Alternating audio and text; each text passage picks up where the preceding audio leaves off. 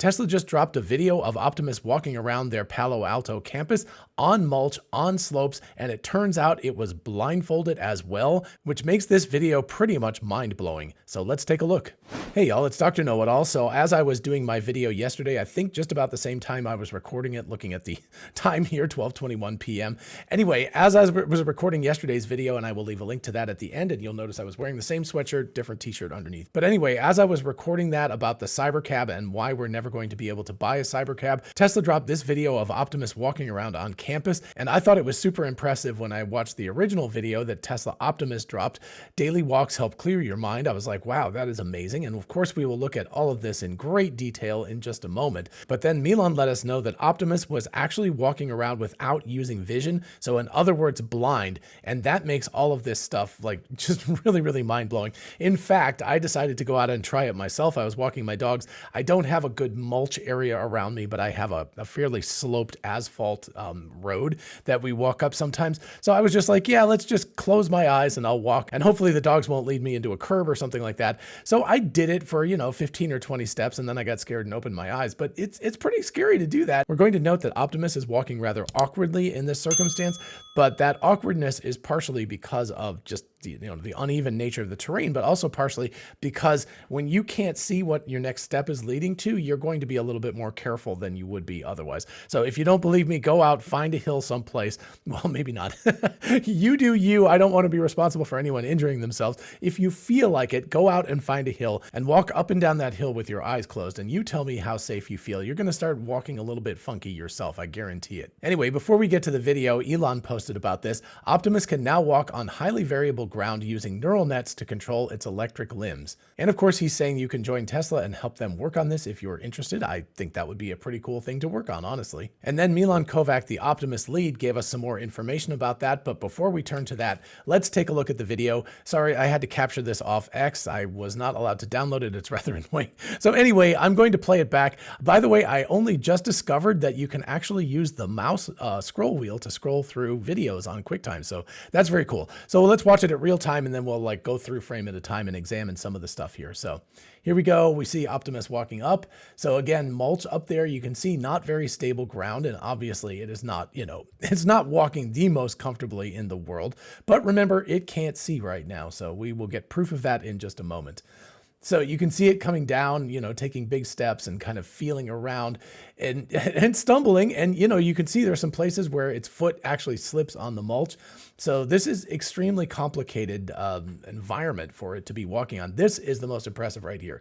This is when I went, holy mackerel, that is amazing stuff. So we'll go back and examine that again in just a second, but then it does another one where it walks down more carefully. So anyway, you can see that it is, I certainly wouldn't call it graceful, but we are seeing some very impressive stuff out of this. So I'm going to start with the what I think is the highlight, which is rather funny because most people will consider it the low light. So let's watch it once again in real time. Watch how fast these actuators react. This is building on the Optimus catching the ball, the teleoperated, even though I thought it wasn't teleoperated because I didn't believe the latency could be fast enough. And by the way, I'm going to talk about that in the next day or two about Tesla's patents about hardware-based Ethernet stuff. I think that that's one of the reasons they're able to get to the point where they can have these things working as quickly as they do. But the ability to catch a ball, even teleoperated, requires incredibly fast actuators. They have to be able to move very quickly. You can't go like that from here to here, right? You have to be able to go whoop, and that's for all the joints in the body. And here we see a lot more evidence of that. So again, watch this in real time. Watch how fast it's going down, and oof, I mean, that's really impressive. That looks very much like what a human being would do, and I've done it myself many times. You slip and you're like, woo, and you pull out your arms and you attempt to catch yourself. But again, let's watch this one more time at real time. Watch how fast the legs and the arms move for it to recover balance here. Right? So it's a whole bunch of stuff that happens really quickly, very, very human. That's not, that's not the kind of thing that you are used to seeing robots doing that operate in a very slow, sort of methodical way. So now let's break this down and look at the balance that's going on here. This is all neural network controlled. Elon and Milan both said, Elon and Milan. Sounds like some sort of TV show or something. Anyway, Elon and Milan both said that it is blindfolded. In other words, it's not using vision to be able to navigate and to understand what the world is like. Apparently, they haven't integrated that yet. We'll get to that in just a minute. And surely this is not teleoperated, because I've never seen anyone be able to teleoperate anything walking. It's very difficult because you actually lose touch with the ground in the teleoperation outfit or something. And so the robot you would lose touch with where the robot was very, very quickly. Anyway, there's a lot of technical reasons for it. I've tried to do things like that with motion capture. There's this drift that happens after a period of time. So very difficult to do teleoperation for walking. Don't believe that that's what this is. They didn't say anything about that, and Milan is very forthcoming about that.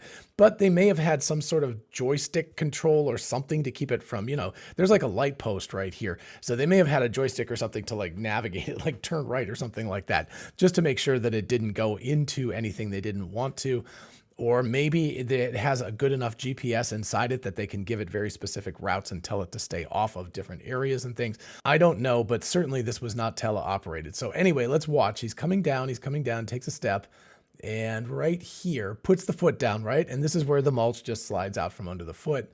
So slide, and you can see that he's starting to fall backwards right here. Sorry, we got to go through. All right, so fall backwards. So losing balance very quickly. You can see that his body weight is, over his rear end at this point. And as he comes down, he throws up his arms and throws them backwards in order to thrust his torso, the main part of his body weight, forward. Again, very much like a human being would do. So the whole point of this is to get your body weight, because you're going this way. you're going to go down on your rear end if you don't do something about it.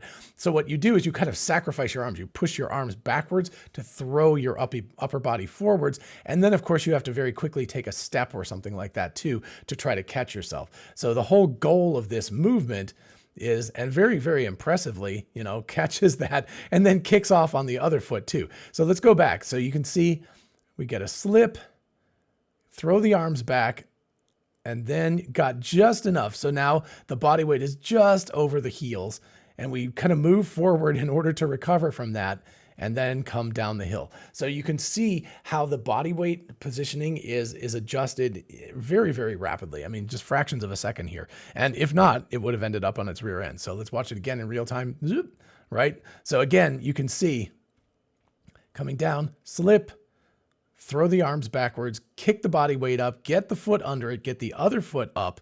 So now we've got his rear end is over his heels. So therefore he's like in a better shape, right? Can probably recover from this. But as it does it, it's still kind of off balance. You can see it's still kind of like, flailing side to side. And so has to take another step forward, and then step, and then we've got something that's working. I actually wanted to kind of roll this forward. I don't think it ever shows it going over the curb at the end. Yeah, so it doesn't show that, unfortunately. So anyway, that was the most impressive part of that video to me, is the speed with which these actuators can move to recover, and the control by the neural networks to be able to do that recovery, to understand there are many different body parts it's having to move around in order to deal with slipping on that. So now let's watch some of these like individual walking things. So again, you can see it's only stepping up with one foot at a time. It's like right foot, left foot, right foot, left foot. So it's not walking in a particularly graceful manner here. Coming down the hill, you can see it's kind of like feeling it out. But again, if it's blind, you got to give it a little bit of credit for that. If you put a mask over you and you couldn't see, you would probably walk down just like this. You'd just be feeling around like, where the heck is the ground? Because you don't know. It's not flat. You can't expect it to be exactly where you thought it would be previously. So it's very impressive work. And you can see coming down the hill, it kind of is taking steps and recovering. So, where were we? Previously, I called it like a 1.5-year-old who had soiled his diapers and kind of squatted and walked like that. I think we've gone well past that now. We're talking about a situation where this robot is more like a 3 or 4-year-old now that's walking and trying to figure out how to deal with new terrain that they hadn't really dealt with before, hadn't walked on mulch or these kinds of surfaces before. So I think we've, in terms of the human equivalent, we're talking about someone who's substantially older. And then you add in the fact that, you take a 3 or 4-year-old and you put a blindfold on them and you do this kind of a thing. Again, not recommending you do this, just saying hypothetically, if you did, they would probably walk like this because you don't know where the ground is. So you have to be very, very careful, and you have to try to figure out where you can go. So with that video in mind, let's take a look at what Elon had to say. Tesla is where real world AI is happening. He is correct. You've got large language models, you've got video trained models and things like that. And then you've got Tesla and Figure Robotics and Apptronic and Sanctuary and other companies like that. But you've got these companies that are having to ingest reality rather than pre-process stuff like videos or especially language. So he says these runs are on mulched ground where I've myself slipped before, which, again, if you've ever walked on that kind of a ground, especially on uneven ground where it's going down or uphill or something, very, very easy to slip. What's really crazy here is that for these, Optimus is actually blind. So kind of nuts. Keeping his balance without video yet, only other onboard sensors consumed by a neural network running in approximately 2 to 3 milliseconds on its embedded computer. What that means is 2 to 3 milliseconds per iteration, I'm assuming. So that means it can do somewhere around 400 or 500 iterations per second. In other words, state updates. So you can see that allows it to operate. Its brain can go, oh, something's going wrong. And it has, 400 plus like thought processes about this per second if it's able to operate at between 2 and 3 milliseconds. And while Elon doesn't talk about the actuators and stuff, it really doesn't matter how fast the brain runs if the actuators don't run as quickly as well. And it's really remarkable to see how well the actuators do, how they're able to move rapidly enough to keep Optimus, especially in the slip situation, upright. It's very impressive stuff. And then he says more exciting work happening on adding vision so it can better plan ahead. So again, uneven ground doesn't have vision yet. It's a whole different ball game, right? If you have flat ground, it's relatively easy to map out where it is and all of that kind of stuff. Uneven ground, much more difficult. So obviously they still have to get the vision integrated with the balance system. What it's using right now is just its inertial measurement unit, its IMU, and of course torque sensors and things like that. So basically proprioception, what a human would have with our inner ears and our ability to know where our bodies are in space. That's the equivalent of how it's walking in these videos. But of course, if you can add vision to that, that makes it all the better. Anyway, there's that, plus making the gait look more natural on such rough terrain. Yeah, definitely not natural at this point, very awkward looking.